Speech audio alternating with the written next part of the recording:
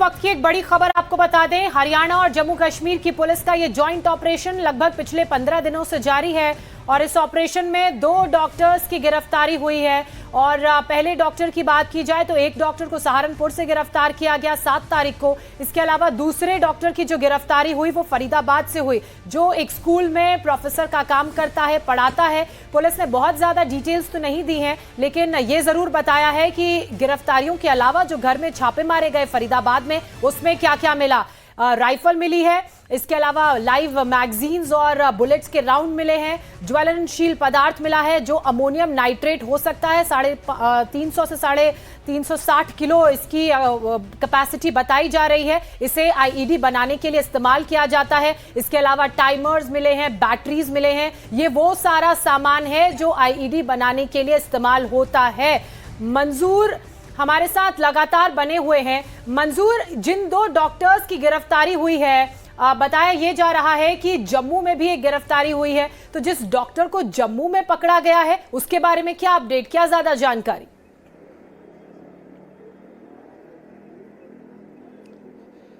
देखिए, जो पुलिस से जानकारी मिल रही है उसके मुताबिक 2 डॉक्टर्स की जो है जम्मू कश्मीर से गिरफ्तारी हुई है, जिनमें से एक अदील अहमद है और दूसरा मुजम्मिल अहमद है।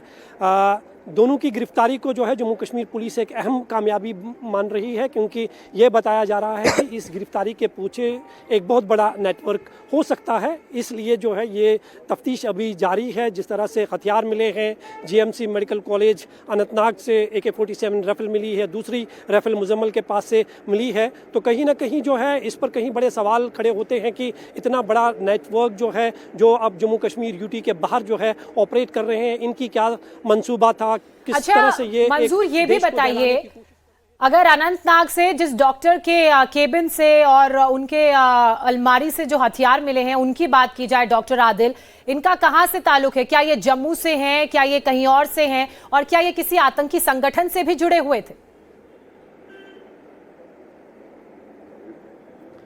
देखिए, आदिल के बारे में ये कहा जा रहा है कि वो साउथ कश्मीर के अनंतनाग ज़िले के काजीगुंड इलाके का रहने वाला है और उनकी गिरफ्तारी तब अमल में लाई गई थी जब सीसीटीवी फुटेज के आधार पर यह देखा गया था कि एक व्यक्ति जो है लश्कर तैयबा और जैश मोहम्मद के पोस्टर श्रीनगर में लगा रहा है। और पुलिस ने जब इस मामले की जाँच की तो पता चला कि ये एक डॉक्टर है और सहारनपुर में है, वहाँ पर एक प्राइवेट प्रैक्टिस करता है। पुलिस ने जब उनके घर वालों से पूछताछ की, उनका नंबर लिया गया तो उन्हें सहारनपुर में ट्रेस किया गया और वहाँ उनसे पूछताछ की गई और पुलिस ने उन्हें रिमांड में लिया। और उसके बाद 7 तारीख को जो है एक छापामार कार्रवाई में जीएमसी मेडिकल कॉलेज में जो है एक AK-47 राइफल जो है उनसे बरामद की गई और उसी के आधार पर आगे की कार्रवाई को आगे बढ़ाया गया और मुजम्मिल शकील जो दूसरा डॉक्टर बताया जा रहा है उसकी गिरफ्तारी हुई और उसके पास में से भी एक AK-47 राइफल जो है वो बरामद की गई है। तो एक और डॉक्टर बताया जा रहा है जो अभी भी फरार है, उसकी तलाश जो है बड़े पैमाने पर की जा रही है। मंसूर, बने रहे हमारे साथ।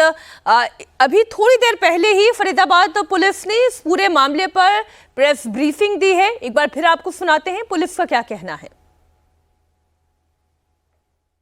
एक एंटी टेरर मॉड्यूल पे काम करते हुए हमारी दोनों की जॉइंट टीम ने यहाँ पे जो है काम किया, जिसके अंदर एक एक्यूज को पहले यहाँ से पकड़ा गया था जिसका नाम है डॉक्टर मुजम्मल, और इस पे आगे कार्रवाई करते हुए जो है कल जो है रेड्स की गई और जिसमें रेड्स के दौरान यहाँ पे लगभग 360 kg के आसपास इन्फ्लेमेबल मटेरियल है जो कि संभावित अमोनियम नाइट्रेट है। मैं क्लियर करना चाहूँगा कि इट इज़ नॉट RDX।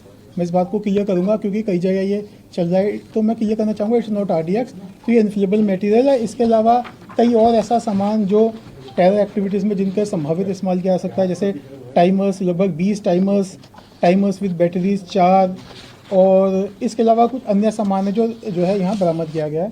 साथ साथ ही जो है जो फायर आर्म्स में एक कैरन कॉप rifle with 3 magazines and 83 live rounds, एक pistol with 8 live rounds, 2 empty cartridges और 2 एडिशनल मैगजीन्स है जो इनसे जो है रिकवरी की गई है। और इसके अंदर जो है अभी जो है कार्रवाई जो है दोनों की हमारी जॉइंट पुलिस की कार्रवाई जो है इतना तय है कि साजिश बड़ी खतरनाक थी, क्योंकि 360 किलो तक अगर कोई ज्वलनशील पदार्थ मिल रहा है तो बड़ी साजिश को अंजाम देने की फिराक में थे। कुमार सोनू हमारे साथ लगातार जुड़े हुए हैं, वो अभी इसी प्रेस कॉन्फ्रेंस के दौरान भी मौजूद थे। तो कुमार, जितनी भी आपकी पुलिस से जानकारी में बातें सामने आ पाई हैं, उस पर आप क्या समझ पाए हैं? 2 गिरफ्तारियां, अभी एक गिरफ्तारी और इस मामले में हो सकती है, कुछ और बड़ी रिकवरीज हो सकती है। कुमार, आप हमारे साथ हैं? आप मेरा सवाल सुन पाए हैं? जी देखिए, बिल्कुल मीनाक्षी, एक बार सवाल अपना दोहरा दे मुझे। मैं बस ये जानना चाह रही हूं कि चूंकि अभी फरीदाबाद पुलिस भी बहुत ज्यादा जानकारी नहीं शेयर करे, क्योंकि ये एक ऑनगोइंग ऑपरेशन है, दैट वी कैन अंडरस्टैंड, लेकिन अभी वो और क्या एक्सपेक्ट कर रही है? किनकी और गिरफ्तारियां और कितनी बड़ी रिकवरी इस पूरे मामले में हो सकती है? देखिए, इसमें अभी एक जो डॉक्टर है जिसका नाम है उमर मोहम्मद, वो अभी इस पूरे मामले में फरार चल रहा है। पुलिस ने 4 सूटकेस बरामद किए हैं जिसमें विस्फोटक हो सकता है, जो विस्फोटक जिसकी अमोनियम नाइट्रेट होने की संभावना जताई जा रही है। 4 बड़े सूटकेस हैं, साफ साफ मैसेज में लिखा है लार्ज सूटकेस इनफ्लेमेबल पाउडर, वो रिकवर हुआ है, जिनके कोड भी जो है आगे सामने लिखे हुए हैं उनके 3755, 3850 और 15, ये बरामद हुआ। इसके अलावा AK-47 जैसी दिखने वाली एक असॉल्ट राइफल मिली है, कुछ मैगजीन मिली है, जिंदा कारतूस मिले हैं, वॉकी टॉकी मिला है, आईईडी बनाने का जो मटेरियल है वो मिले हैं। तो यानी कि आप अंदाजा लगा सकते हैं कि कितनी बड़ी संख्या में पूरा विस्फोटक और विस्फोटक के बाद जो है बॉम्ब को तैयार करने का पूरा मटेरियल है वो मिला है, कि मानो पूरा फरीदाबाद या पूरी दिल्ली को दहलाने की एक साजिश थी। तो फिलहाल पुलिस का साफ तौर पर कहना है कि जेके पुलिस और फरीदाबाद पुलिस के जॉइंट ऑपरेशन के बाद ये रिकवरी हुई है। पिछले 15 दिन से ये पूरा ऑपरेशन चल रहा था और एक गाड़ी भी जो है वो बरामद की है जिसके ऊपर रजिस्ट्रेशन लगा हुआ था HR 55। एक जानकारी और कुमार आप दे रहे हैं, जल्दी से इसे हम थोड़ा सा रिकन्फर्म कर लें आपसे। ये जो AK-47 जैसी दिखने वाली राइफल है, एग्जैक्टली वो क्या है? राइफल है AK-47 या ये कौन सी बंदूक है? देखिए, ये AK-47 जैसी दिखने वाली एक असॉल्ट राइफल है और उसकी मैगजीन और जिंदा कारतूस बरामद हुए हैं। पुलिस ने साफ कर दिया है कि AK-47 नहीं है, लेकिन AK-47 जैसी दिखने वाली दूसरी असॉल्ट राइफल है जो कि उससे साइज में छोटी होती है, लेकिन इतनी घातक होती है कि वो AK-47 जैसी ही मार कर सकती है। तो पुलिस ने ये तस्वीरें साफ कर दी हैं। फिलहाल अमोनियम नाइट्रेट, यानी कि आपको बता दें, इससे पहले भी जब दिल्ली में ब्लास्ट हुए या कहीं पर भी आतंकी हमला होता है, बिल्कुल कुमार सोनू, आप बने रहिए। और जिस AK-47 की बात हो रही है, दरअसल वो AK-47 नहीं बल्कि कैनन कॉक असॉल्ट राइफल है जो AK-47 से छोटी होती है, लेकिन जैसा कि कुमार सोनू और पुलिस अधिकारी ने कहा, इसकी मार करने की क्षमता बेहद घातक होती है। इसी बीच एक बड़ी खबर गुजरात से आ रही है, वो बता देते हैं। ATS ने अहमदाबाद से 3 संदिग्ध आतंकियों को अरेस्ट किया है। ATS ने ISIS के 3 आतंकियों को दबोचा है। देश के तमाम शहरों में खतरनाक जहर राइसिन से हजारों लोगों की मौत हुई थी। उन्हें मौत की नींद सुलाने की जो नापाक साजिश रची गई थी, आतंकी हैदराबाद एवं उत्तर प्रदेश के बताए जा रहे हैं। ATS ने इनके पास से 3 पिस्टल, 30 कारतूस बरामद किया है। इसके अलावा पाक सीमा पर ड्रोन के जरिए इनको हथियार भेजे जाते थे, उसकी भी जानकारी ATS को लगी है। तीनों आतंकी 17 नवंबर तक पुलिस रिमांड में भेज दिए गए हैं। ये आतंकी राजस्थान के हनुमानगढ़ से 4 लीटर कैस्टर ऑयल लेकर राइसिन नाम का खतरनाक जहर बनाने की प्लानिंग कर रहे थे, और ये साइनाइड से भी ज्यादा खतरनाक होता है राइसिन।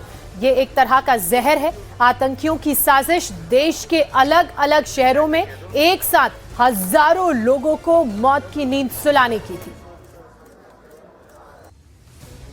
इस सैयद अहमद मोहिउद्दीन को ATS ऑफिस ला करके डिटेल्ड इंट्रोगेशन किया गया। इसके फोन में भी बहुत सारी चीजें मिली गई, इसके बारे में पूछा गया, इसके इतिहास को जाना गया। तो जो डिटेल्स मिली वो ऐसी थी कि सैयद जो है वो बेसिकली लगभग 35-36 साल की उम्र का एक व्यक्ति है जिसने चाइना से MBBS किया है। ये काफ़ी पढ़ा लिखा है, काफ़ी रेडिकल मेंटलिटी है इसकी। ये भारत में मोटे प्रमाण में, मतलब बड़ी लोगों को नुकसान पहुंचा पाए, इस तरह की आतंकवादी घटना को अंजाम देना चाहता था। इसके लिए बहुत सारे फॉरेनर्स के कांटेक्ट में था।